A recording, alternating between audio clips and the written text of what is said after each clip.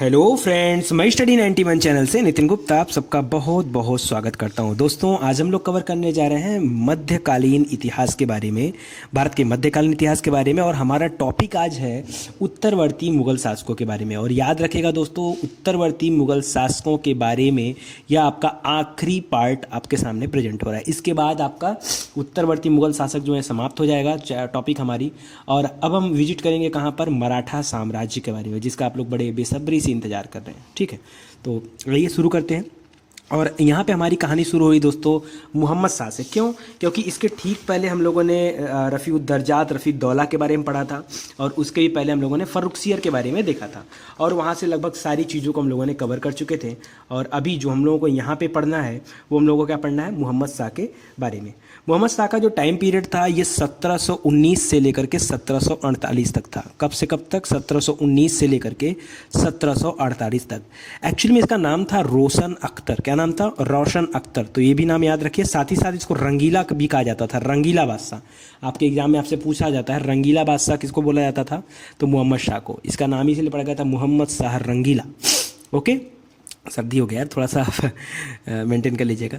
सितंबर 1719 में जो सैयद बंधु थे, अभी हमने पिछले पार्ट में देखा था कि सैयद बंधुओं का जो गुट था वो काफ़ी मजबूत हो चुका था। और सैयद बंधु जो है बादशाह का चुनाव किया करते थे। सैयद बंधुओं ने कुल 6 राजाओं का चुनाव किया था। कितने राजाओं का? 6। तो नाम याद रखेगा और ऐसे लाइन बाय लाइन आपके सामने आते जाएंगे। सैयद बंधुओं ने 1719 में जहान शाह के पुत्र रोशन अख्तर को मोहम्मद शाह के नाम से गद्दी पर बिठाया। ये किसका पुत्र था? जहान शाह का पुत्र था। लेकिन अत्यधिक विलासितापूर्ण जीवन व्यतीत करने के कारण इसका जो नामकरण हुआ क्या पड़ा? रंगीला पड़ा। ठीक है, इसी के शासनकाल में निजामुल मुल्क ने के नेतृत्व में सैयद बंधुओं के खिलाफ षड्यंत्र रचना चालू किया गया। किसके नेतृत्व में दोस्तों? तो याद रखिए, निजामुल मुल्क। ओके, तो अब ये निजामुल मुल्क कौन आ गया? निजामुल मुल्क देखिए एक व्यक्ति था, और उसने क्या किया, वो सैयद बंधुओं के खिलाफ षड्यंत्र रचना चालू किया कि किसी भी तरह इन सैयद बंधुओं का हस्तक्षेप जो होता है प्रशासनिक और राजकीय कार्यों में, वो समाप्त किया जा सके। और इसने अपना पूरा गुट बनाया, और ये अपने षड्यंत्र में सक्सेसफुल भी हुआ। 1722 ईस्वी में इसने सैयद बंधुओं की हत्या कर दी। किसकी हत्या कर दी? सैयद बंधु की हत्या कर दी। इस तरह से सैयद बंधु का जो चैप्टर था वो मोहम्मद शाह रंगीला के समय में क्लोज हो गया। ठीक है, सैयद बंधुओं को सम्राट निर्माता के रूप में भी जाना जाता है। क्यों? क्योंकि लगभग 6 बादशाहों को इन्होंने गद्दी पर बैठाया था, line by line, line by line. ठीक है, तो याद रखिए सम्राट निर्माता के रूप में जाना जाता है। अब जो व्यक्ति हत्या किया है निजामुल मुल्क, तो वो क्या करेगा? क्योंकि मोहम्मद शाह तो राजा है, तो मोहम्मद शाह ने निजामुल मुल्क को वजीर के पद पर बैठाया। किस पद पर? वजीर के पद पर। और यही निजामुल मुल्क 1724 में, अच्छा इसका एक और नाम था चिनकलिज खां, मैंने पीछे भी आपको इसकी चर्चा में बता चुका हूँ। ठीक है, और एक उपाधि भी देता है मोहम्मद शाह आसफ जाह का। कौन सी उपाधि? आसफ जाह का।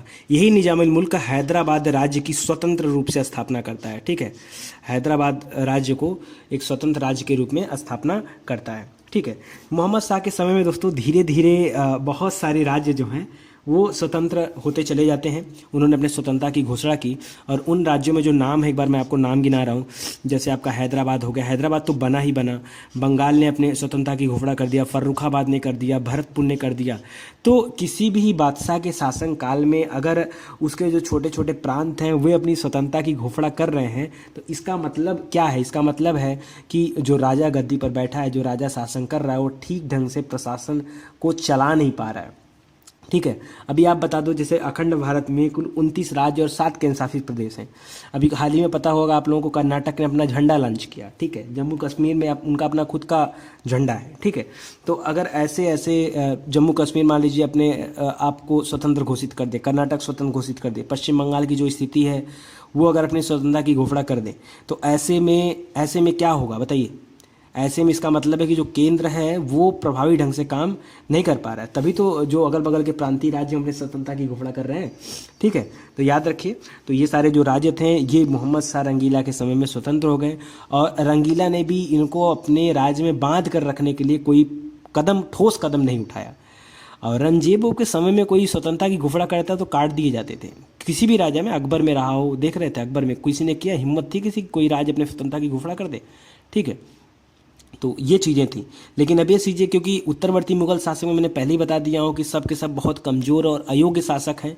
एक से बढ़कर एक अयोग्य प्रदर्शन है, एक से बढ़कर एक अयोग्य लोगों का प्रदर्शन यहाँ देखने को मिलता है। इसके अलावा अवध हो गया, बिहार हो गया, उड़ीसा हो गया, राजपूताना के बहुत सारे राज्य ये धीरे धीरे करके स्वतंत्र होते चले गए। तो अगर सोचो ये सारे राज्य निकल गए तो बाकी मुगल साम्राज्य में बचा क्या? वही दिल्ली, आगरा और बिहार, अवध। बिहार भी तो हो गया, अवध, अवध भी कर लिया यहाँ पे अपनी स्वतंत्रता घोषणा। अब क्या बचा उनके पास? दिल्ली, आगरा, वहीं तक वो सीमित रह गए। ठीक है, सादत खान ने स्वतंत्रता की घोषणा किए थे कहाँ पर? अवध में। बताऊंगा अभी। 1720 में औरंगजेब, इसने मोहम्मद शाह ने क्या किया, जो औरंगजेब ने लगाया था जजिया कर, उसको फिर से पूरी तरीके से समाप्त कर दिया अपने राज्य में। तो याद रखिए अभी आखिरी बार आपके सामने जजिया कर आया, अब दोबारा जजिया कर आपको सुनने के लिए नहीं मिलेगा। ठीक है, तो याद रखिए जजिया कर पूर्ण रूप से किसके समय में समाप्त हुआ? तो मोहम्मद शाह रंगीला के समय में पूर्ण रूप से समाप्त कर दिया गया।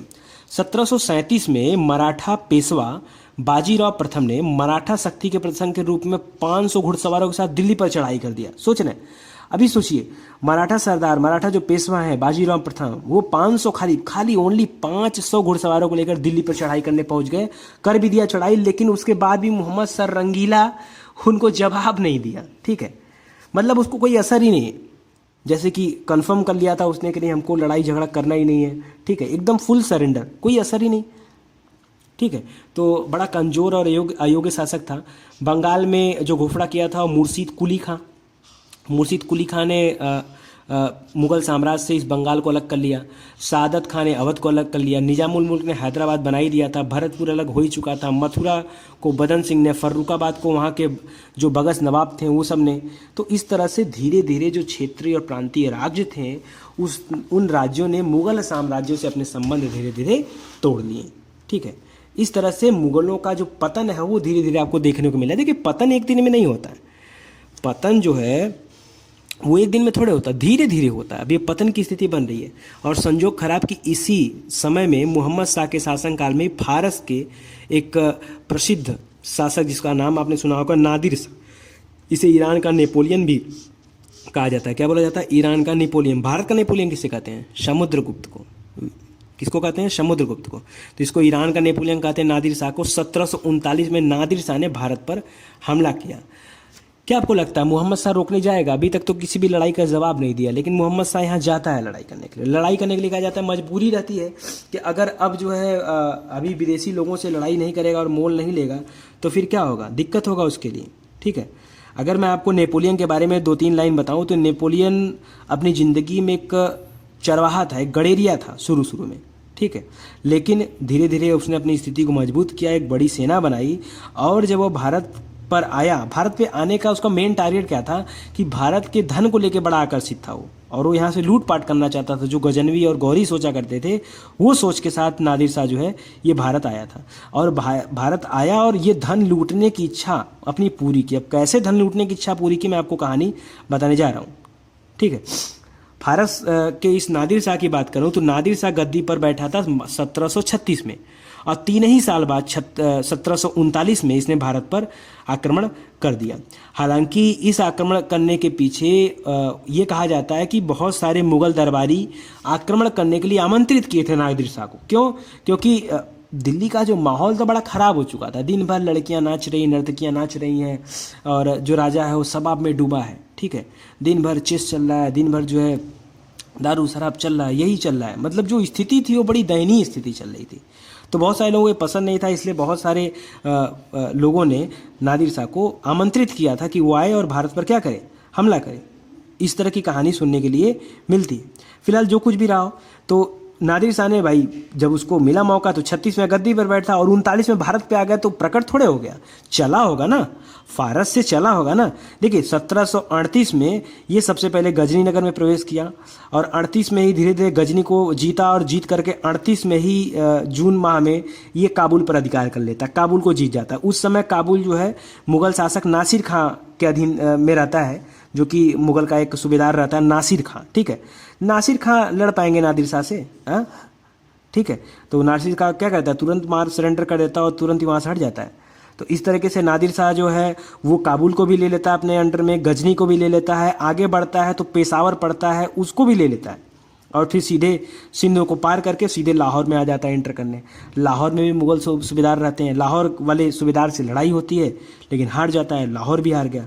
तब इतने समय तक भी मुगल की कोई सेना आगे नहीं आई। अब सूबेदार बैठ के लड़ाई करेंगे, जब जान रहे हो कि नादिर शाह अपनी सेना लेकर आ रहा है तो मुगलों को आगे आना चाहिए ना। लेकिन क्या है, नादिर शाह बढ़ते बढ़ते कहाँ तक आ गया, आपके हरियाणा तक गया। हरियाणा में आपको पड़ता है करनाल। और यहीं पर तब मोहम्मद शाह को लगा कि यार हमको आगे आना चाहिए, और मोहम्मद शाह ने क्या किया, अपने मीर बख्शी खाने दौरान, नाम याद रखिए खाने दौरान, मैंने यहाँ नोट नहीं किया, खाने दौरान, और निजामुल मुल्क है जो इस समय का क्या था, वजीर था, और सादत खां, ठीक है। सादत का कौन, वही अवध का नवाब, ठीक है। ये तीनों लोगों ने मिलकर क्या किया, मोहम्मद शाह का साथ दिया और करनाल का युद्ध हुआ, ठीक है। किसके साथ, नादिर शाह के साथ। वो अब क्या लगता है आपको, युद्ध में क्या होगा, जो राजा कभी युद्ध लड़ा हो तब तो वो लड़ाई झगड़ा करेगा। ने क्या हुआ, मोहम्मद शाह हार गया। न राजनीति उसकी अच्छी थी, न प्रशासनिक कार्य उसके अच्छे थे, न सैन्य व्यवस्था उसकी अच्छी थी, न युद्ध नीति उसकी अच्छी थी। बहुत सारी वजह थे, ठीक है। न उसके मतलब कोई इरादे ही थे कि नहीं, जीत का एक इरादा और हौसला भी बड़ा होता है, ठीक है। लड़ने के लिए हौसला भी होना चाहिए, कुछ नहीं था उसके पास। दिन भर शराब और शबाब में जमे पड़ा है तो कहाँ से जानेगा कि राज्य की रक्षा और सुरक्षा का दायित्व तो कैसे संभाला जाता है। लास्ट में हुआ, लास्ट में हार हुआ, मोहम्मद शाह हार गया, नादिर शाह जीत गया। नादिर शाह से घबरा करके अब मोहम्मद शाह के पास एक ही ऑप्शन बचा। मोहम्मद शाह ने क्या किया, मोहम्मद शाह ने नादिर शाह को कहा कि भाई साहब आप हमसे हरजाना ले लीजिए, हमको छोड़ दीजिए। और नादिर शाह आया था क्या करने, नादिर शाह तो आया ही था कि भाई हम क्या करेंगे, हम वहाँ चल के लूटपाट करेंगे। तो जब इसको फ्री में पैसा मिल रहा है तो नादिर शाह तो लेगा ही। तो मोहम्मद शाह ने 50 लाख हरजाने का ऑफर किया नादिर शाह को, और नादिर शाह मान गया कि ठीक है चलो दे दो 50 लाख, हम यहाँ से चले जाएंगे। मान तो गया। इधर क्या हुआ, उस लड़ाई के दौरान इसका जो वो था मीर बख्शी था, खाने दौरान इसकी मृत्यु हो गई, मीर बख्शी खाने दौरान की मृत्यु हो गई। अब मीर बख्शी खाने दौरान की मृत्यु हो गई तो इसने क्या किया कि अपने एक और निजाम था उसको क्या किया, उसको बैठा दिया उठा के मीर बख्शी के पद पर। और मीर बख्शी का पद चाहता कौन व्यक्ति था, वो चाहता था सादत खां। अब सादत खां को मने मन चिढ़ होने लगा, लड़ाई हो गया। होने के बाद देखिए अब यहाँ कंडीशन ये बन रही थी कि मोहम्मद शाह नादिर शाह को मना लिया था कि तुम भारत से लौट जाओ 50 लाख रुपए लेकर। सारा कुछ मेंटेन हो चुका था, क्योंकि इसको यह संधि कराने में सबसे बड़ा रोल किसका था, तो आपका निजामुल मुल्क था, ठीक है। निजामुल मुल्क ने सारी व्यवस्था सेट कर दी कि ठीक है इनको 50 लाख दे दो, यहाँ से चले जाएंगे, ठीक है। लेकिन एक बखेड़ा खड़ा कर दिया सादत खां ने। सादत खां उसको मीर बख्शी बनने के चक्कर में नादिर शाह से ये बोल दिया कि अगर तुम दिल्ली पे हमला कर दो तो हम 50 लाख के चक्कर में पड़े, हम तुमको 20 करोड़ रुपए देंगे भाई। नादिर शाह बोला 20 करोड़ रुपए दोगे, ये तो हमको खाली 50 लाख दे रहा है। नादिर साहब बोला ठीक है, कोई दिक्कत नहीं। सादत खान ने जैसे कहा कि हम क्या करेंगे, आपको 20 करोड़ रुपए देंगे, नादिर शाह का दिमाग फिर गया। नादिर शाह ने बिना कुछ सोचे समझे 50 लाख वाले इस संधि को स्वीकार ही नहीं किया, इसको वापस मतलब माना ही नहीं, और अपनी सेना भेजकर कहाँ कर दिया, वो दिल्ली पर हमला करने के लिए, चढ़ाई करने के लिए आगे बढ़ गया। अब जैसे दिल्ली पर चढ़ाई किया, अब मोहम्मद शाह करता भी तो क्या, सेना तो उसके पास इतनी है नहीं, जी भर के वहाँ पे लूटपाट चालू किया। और वहीं उसको दिखाई पड़ा तख्ते ताउस, मयूर सिंहासन, ठीक है। मयूर सिंहासन देखा, इतना बढ़िया सिंहासन तो पूरे धरती पे नहीं हो सकता है, ठीक है, जो इस मोहम्मद शाह रंगीला के पास रखा हो, ले चलो इसको हमारे यहाँ, इस पे हम बैठेंगे, ठीक है। और मयूर सिंहासन को क्या किया, अपने साथ उठा ले गया। उसी पे कोहिनूर हीरा जड़ा था, ये कोहिनूर हीरा भारत से निकल के कहाँ चला गया, फारस चला गया। कैसे, नादिर शाह लेके चला गया, क्या समझे, नादिर शाह लेके चला गया, जी भर के लूटा। कहा जाता है दोस्तों 57 दिन तक, कितने दिन तक दोस्तों, 57 डेज तक नादिर शाह ने लगातार दिल्ली को लूटा। फिर एक दिन अचानक से अफवाह फैली कि नादिर शाह मर गया। जैसे अफवाह फैली कि नादिर शाह मर गया, दिल्ली की जनता ने विद्रोह कर दिया। नादिर शाह के सैनिकों को पकड़ पकड़ के काटना शुरू कर दिया कि राजा तो है नहीं, अब सैनिकों को काटते हैं, ठीक है। और बहुत सारे सैनिक जो है नादिर शाह के मारे गए। नादिर शाह ने देखा कि ऐसा जो है कौन कर दिया, और नादिर शाह ने तुरंत क्या कर दिया, दिल्ली में कत्लेआम का आदेश दे दिया। 20 से 30 हजार लोगों का कत्लेआम किया गया।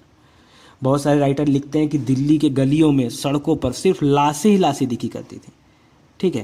तो एक छोटा सा उदाहरण है आपका, ठीक है। इसी तरह से दंगे होते हैं, ठीक है, होता कुछ नहीं है, उकसा दिया जाता है लोगों को, लोग लोहे अपने में कटना मरना ये सब चालू कर देते हैं। एक्चुअली में मैं इस पे बात नहीं करना चाहता, ठीक है। चलिए, कुछ सोचा था करने के लिए लेकिन नहीं करूँगा, बहुत सारे लोगों को बुरा लगता है, तो ज़रूरत नहीं है। आगे देखिए, नवाब जो अवध का नवाब था ये सादत खां, अब ये क्या करेगा, 20 करोड़ रुपए कहाँ से देगा, क्योंकि नादिर शाह ने मोहम्मद शाह पे तो हमला कर दिया, दिल्ली को जी भर के लूट भी लिया। अब वो पहुंचा ना सादत खां के पास, सादत खां से बोला लाओ 20 करोड़ निकालो, तुमने कहा था दिल्ली पर हमला करने के लिए और हमने हमला कर दिया, ठीक है। सादत खां के पास पैसा थोड़े था, अवध का नवाब था, छोटे से राज्य का सूबेदार था, 20 लाख तो थे ही नहीं, तो 20 करोड़ कहाँ से देता। और इसने क्या किया, विष खाकर आत्महत्या कर लिया, कहानी खत्म। और इस तरीके से अंततः जो है नादिर शाह भारत को छोड़कर चला गया। आगे के समय में नादिर शाह का उत्तराधिकारी जो अहमद शाह अब्दाली है, ठीक है, अहमद शाह अब्दाली ने हत्या कर दिया था नादिर शाह की और गद्दी पर बैठा।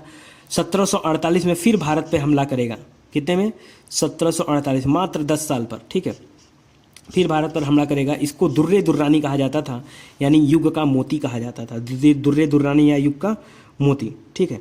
याद रखिए, जिस समय 57 दिन तक रुका था, उन 57 दिन में दिल्ली पर, मुगल साम्राज्य पर फारस का शासन शुरू हो चुका था, यहाँ तक कि फारस के सिक्के भी चलने लगे थे, ठीक है। नादिर शाह ने अपने नाम का खुतबा पढ़वाया, यहाँ सिक्के जारी किए, ठीक है, तमाम चीज़ें किया। अंततः पता क्या करना पड़ा, नादिर शाह के पुत्र से इनको अपनी पुत्री का विवाह करना पड़ा। किसको, मुगल सम्राट को। कौन था मुगल सम्राट, ठीक है, कौन था मुगल सम्राट, मोहम्मद शाह रंगीला भाई, ठीक है। और नादिर शाह के पुत्र का क्या नाम था, नसीरुल्लाह मिर्जा, उसके साथ अपनी पुत्री का विवाह किया। तब जाके नादिर शाह लौटने को तैयार हुआ कि चलो ठीक है, तुम यहाँ बादशाह देखो अपनी, अब हम चल रहे हैं, बहुत लूट लिए, ठीक है, और लड़की लेके निकल लिया। तो आगे की लड़ाई मैं बताऊंगा। आगे आपके मोहम्मद शाह का पुत्र है, अहमद शाह नाम है, क्या नाम है, अहमद शाह। तो अहमद शाह के समय में दोस्तों, जब अहमद शाह अब्दाली करता है तो मच्छीवाड़ा के समीप मनुपुर में अहमद शाह अब्दाली की सेना को मोहम्मद शाह रोकता है। मोहम्मद शाह के पुत्र मोहम्मद शाह का पुत्र था अहमद शाह, वो रोकता है, बीहड़ युद्ध होता है।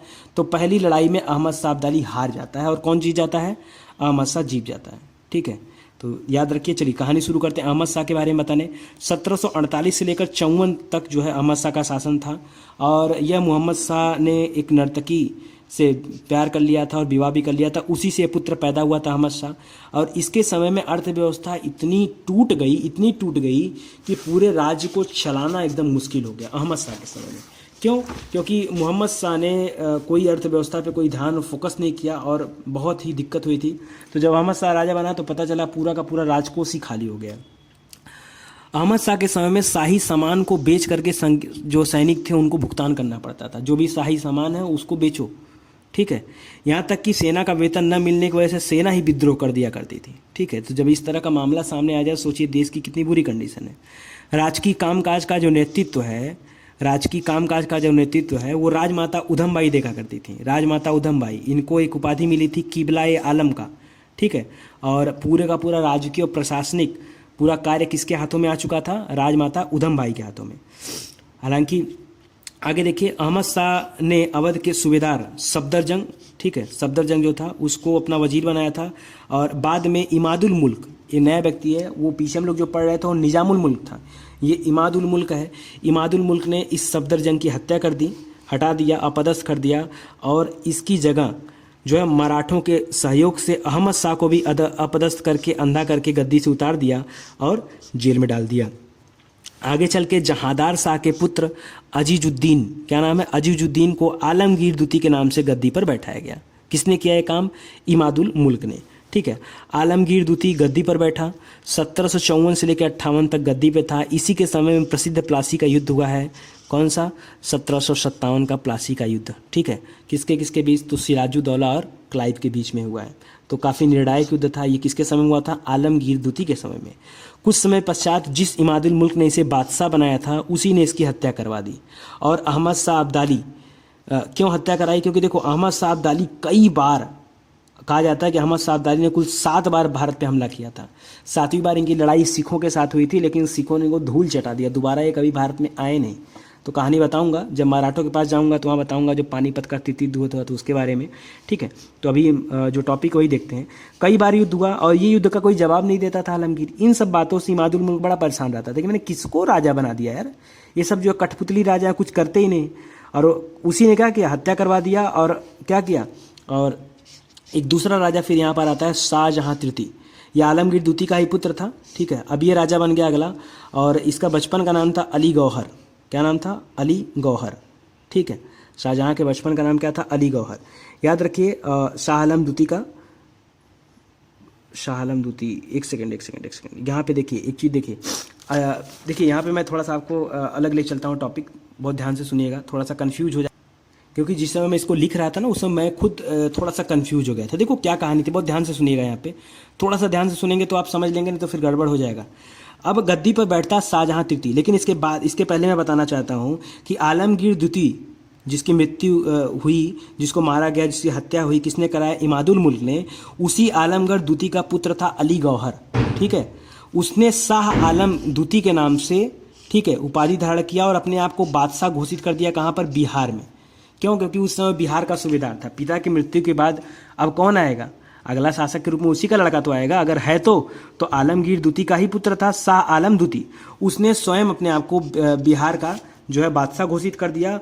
और ये एकमात्र ऐसा समय देखने को मिलता है पूरे के पूरे मुगल साम्राज्य में कि आलमगीर द्वितीय की मृत्यु के बाद कि दिल्ली सल्तनत के दो दो बादशाह होते हैं। एक बादशाह शाह आलम द्वितीय जो बिहार में बैठकर अपने आप की बादशाहत घोषित कर दिया है, और दूसरा बादशाह कौन है? शाहजहाँ तृतीय। ये शाहजहाँ तृतीय कौन व्यक्ति था? तो याद रखिए, दिल्ली में इमादुल मुल्क ने काम बख्श के पौत्र मुही उल मिल्लर, जिसका नाम था शाहजहाँ तृतीय के उपनाम से, ये बादशाह बनता है और गद्दी पर बैठता है। शाहजहाँ द्वितीय कौन था? तो मैंने बताया था आपको, दौला, ठीक है, रफ़ीउद्दौला, उसने अपनी उपाधि रखी थी शाहजहाँ द्वितीय, और ये शाहजहाँ तृतीय है। अब प्रथम वाला तो मुमताज याद ही है आपको। तो दो दो बादशाह हैं, एक शाहजहाँ तृतीय और एक जो है शाह आलम द्वितीय, ठीक है। तो शाहजहाँ तृतीय बहुत छोटे से समय तक रहता है, एक थोड़े ही समय बाद उतर जाता है, एक ही साल बाद। इसके बाद शाह आलम द्वितीय जो है गद्दी पर आ जाता है। 59 से लेकर 1806 तक लंबे समय तक शाह आलम द्वितीय बना रहा।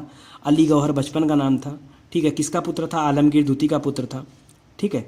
और इसके समय दो महत्वपूर्ण और निर्णायक युद्ध हुए। एक तो पानीपत का तृतीय युद्ध हुआ 1761 में, ठीक है, जो कि मराठों और अहमद शाह अब्दाली के बीच लड़ा गया।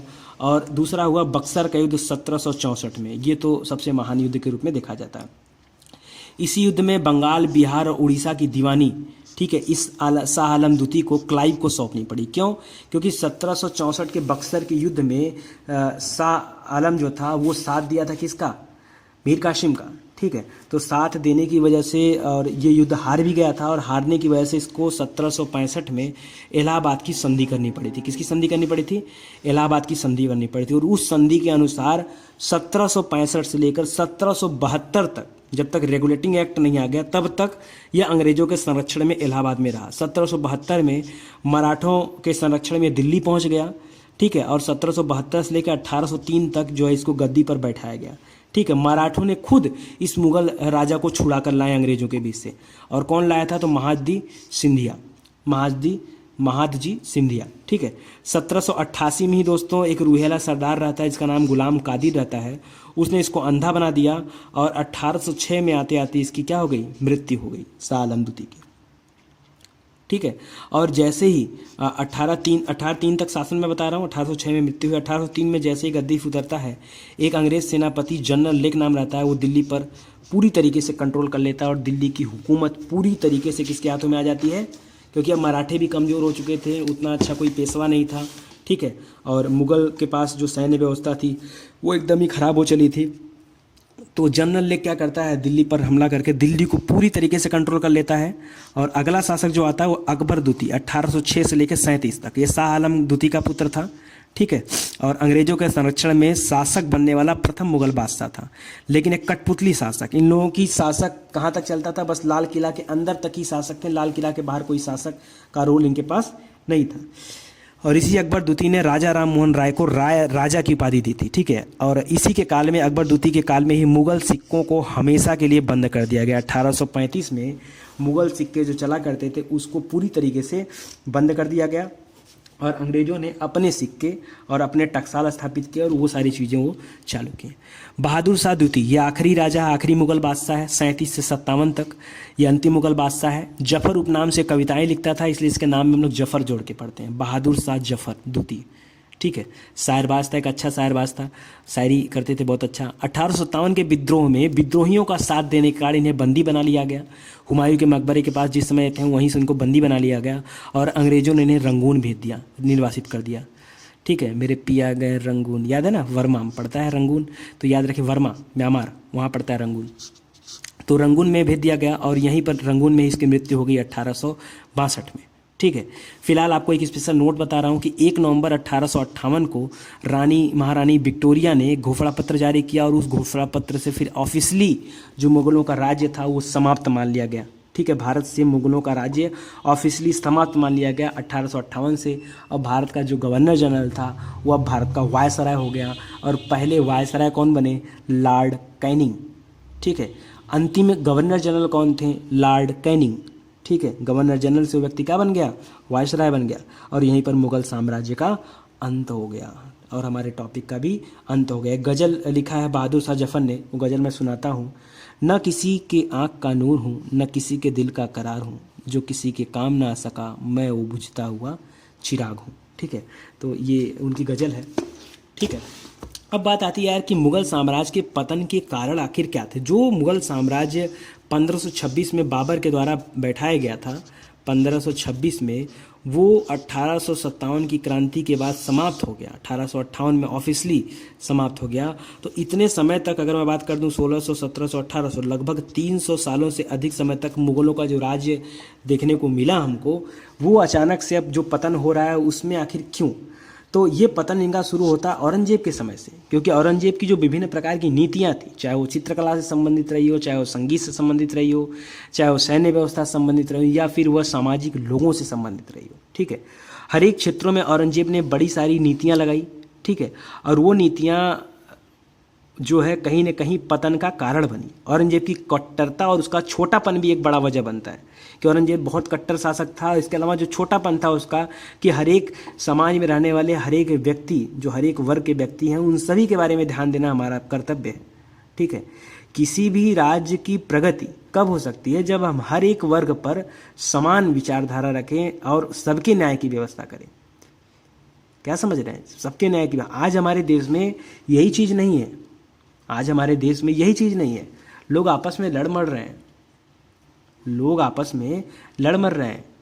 आज पता है, आज मैंने सुबह सुबह गूगल पे देखा तो गूगल पे क्या मैसेज आया है कि बीजेपी राहुल के सामने प्रश्न पूछेगी आपातकाल क्यों लगाया। इंदिरा गांधी ने आपातकाल क्यों लगाया, ये प्रश्न राहुल गांधी से पूछेगी बीजेपी सरकार, और बीजेपी के जितने भी राज्य में मुख्यमंत्री हैं वो राहुल गांधी को घेरेंगे। तमाशा हो रहा है देश में, तमाशा हो रहा है। जब राहुल गांधी पैदा भी नहीं हुए थे, जब राहुल गांधी पैदा भी नहीं हुए थे, उनसे पूछा जा रहा है कि आपके खानदान की इंदिरा गांधी ने ऐसा क्यों किया, जब राहुल गांधी पैदा भी नहीं हुए थे। अरे वो इंदिरा गांधी ने किया था, तुम इंदिरा गांधी से जाके पूछ लिए होते, इंदिरा गांधी ने सही किया कि इंदिरा गांधी ने गलत किया, कि वो तानाशाही की या क्या की क्या नहीं की, इससे तुमको क्या ले। अरे हमको आज का विकास करना है, हमको क्या करना है? आज का विकास करना है। क्या समझ रहे हो? हमको तो आज लेके चलना है ना। आज मुद्दा है, आज रोजगार का मुद्दा हमारे सामने है। रोजगार पे किसी का ध्यान नहीं, रोजगार पे कोई नहीं बोलना चाहता कि लोगों को आखिर में रोजगार कैसे दें। जो हमारी मूलभूत आवश्यकताएं हैं, हमें न्याय की व्यवस्था देखनी है। हाई कोर्ट, सुप्रीम कोर्ट में केस लदे पड़े हैं, जज नहीं है वहाँ पे, पूर्ति नहीं हो पा रही कि केस जो है फाइल क्लियर हो। थानों में चले जाओ तो फाइलें पड़ी हैं, FIR की कॉपी जमा है, कोई पूछने वाला नहीं है। हमारी न्याय प्रणाली है, हम न्याय पे ध्यान न दें। हमें तो इंदिरा गांधी से पूछना आपातकाल, भैया वो आपातकाल क्यों लगाई थी, वो ज़्यादा जरूरी है। क्या कर लो, क्या उखाड़ लोगे ये जान के कि उसने आपातकाल क्यों लगाया था? आज क्या कर लोगे? अरे यार जो हो गया उसको लेके आज क्या करोगे? आज क्या कर लोगे उस चीज़ से? आज हमें रोजगार पे बोलना है, रोजगार पे हमें काम दो कि भारत में रोजगार कैसे बढ़े, लोगों को रोजगार कैसे दिया जाए। आज हमारी जो वैज्ञानिक क्षमता है वो दूसरे देशों की तरफ पलायन कर रही है, चाहे हमारे डॉक्टर हो चाहे हमारे इंजीनियर हो, वो दूसरे देश की तरफ पलायन कर रहे हैं। उनको रोकने की व्यवस्था नहीं है आपके पास कि उनको कैसे रोका जाए, उस पर ध्यान नहीं देना है। लोगों को अच्छी शिक्षा कैसे मुहैया कराया जाए, उस पर ध्यान नहीं देना है। योगा डे पर 500 करोड़ रुपए योगा पे खर्चा करना जरूरी है भाई, लेकिन 500 करोड़ का एक हॉस्पिटल खुल जाए ये सही नहीं है। नहीं खोल सकते, पैसा कहाँ है?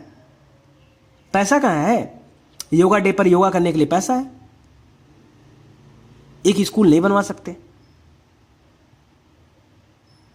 बोलिए, हमें मूलभूत चीजों की जरूरत है।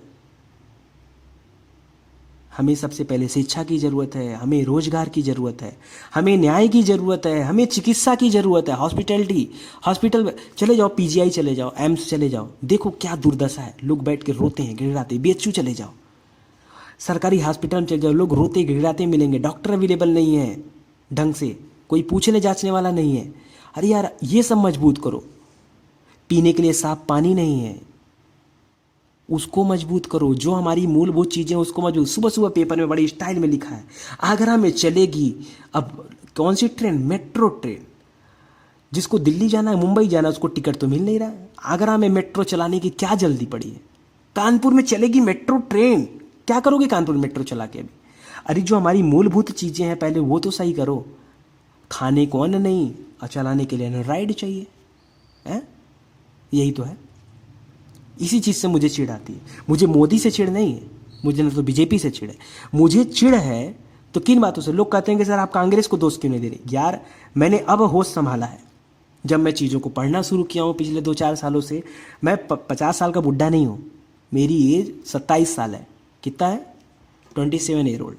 मेरा जन्म 4 मई 1991 में हुआ था। 1991 का हूँ, जोड़ लीजिए, 27 साल उम्र हमारी है। और पिछले 3-4 सालों से जब से मैं स्टडी कर रहा हूँ तब से मुझे लग रहा है कि वाकई देश की दुर्दशा जो है वो देखने को मिल रहा है। अब जाके मैं अपने बाबा से झगड़ा करूँ, अपने पापा से झगड़ा करूँ कि आपने जो है क्या देखा क्या नहीं देखा। यार उनसे क्यों करूँ मैं जाके? आप काहे नहीं बने? आप मुख्यमंत्री काहे नहीं बन गए? आप डीएम काहे नहीं बन गए? ये कोई तौर तरीका होता है? अरे यार हम जो काम उन्होंने नहीं किया वो काम हमें करना है। ये अच्छाई होती है, ये पॉजिटिविटी होती है। वो खराब थे, दूसरों की गलतियाँ गिनाना ये गलत चीज़ें हैं यार। दूसरों की गलती गिना के आदमी आगे नहीं बढ़ सकता। आपको आगे बढ़ना है तो आपको अपने अच्छाइयों के साथ आगे बढ़ना होगा। और जब कोई इसी तरह की चीज़ें बात करता है मुझे गुस्सा आता है। कभी बोल देता हूँ यूट्यूब पर तो कमेंट आने लगते हैं, सर हमें आपसे उम्मीद नहीं थी। क्या उम्मीद समझोगे आप? कभी समझा दूंगा अच्छे से ना तो दिमाग के पर्दे खुल जाएंगे, तुम्हारी आँख पे जो धूल जमी है ना वो हट जाएगी। ठीक है, कभी राजनीति में आऊँगा बात करने, ठीक है, समय बहुत है। तो यहाँ देखिए औरंगजेब की कट्टरता और छोटापन, और आगे के जो उत्तराधिकारी थे वो भी अयोग्य उत्तराधिकारी थे। मुगल दरबार में अमीरों का बढ़ता हुआ प्रभाव, चाहे सैयद बंधु रहे हो, ठीक है, इस तरह के जो है गुट जो है उनकी प्रभाव बढ़ रहा था। सैनिक दुर्बलता देखने को मिल रही थी क्योंकि सैन्य व्यवस्था वो एकदम चरमरा गई थी। आर्थिक एवं वित्तीय परिस्थितियों का बिगड़ना, ठीक है, आर्थिक रूप से कमज़ोर हो गए थे राज्य। पेशवाओं के अधीन मराठाओं का उत्थान, नादिर शाह का आक्रमण, अहमद शाह का आक्रमण, दूरदर्शिता की कमी, तो ये सारा वजह बना किसका? आपके मुगल साम्राज्य के पतन का। चलिए बहुत सारा टाइम हो गया इसलिए मैं जल्दी से समाप्त करें, वरना मैं इसके बारे में चर्चा करने वाला था, फिर कभी कर दूंगा चर्चा। तो बहुत बहुत धन्यवाद दोस्तों। और आपको वीडियो अच्छा लगा हो तो प्लीज़ वीडियो को शेयर ज़रूर से करिएगा। और हाँ प्लीज़, अगर आपके चैनल पे ऐड आता है तो प्लीज़ दोस्तों आपसे विनम्र निवेदन है कि प्लीज़ उस ऐड को पूरा देखा करिए, ऐड को स्किप मत किया करिए, प्लीज़ प्लीज़ प्लीज़। साथ ही साथ आप मैथ और रीजनिंग के लिए 4G मैथ चैनल पे जा सकते हैं, बहुत अच्छे तरीके से वहाँ मैथ और रीजनिंग पढ़ाई जाती है। और एग्जाम ट्रेंड पे आ सकते हैं जहाँ पे आप क्वेश्चन आंसर सीरीज कर सकते हैं। ठीक है, चलिए बहुत बहुत धन्यवाद आपका, थैंक यू सो मच।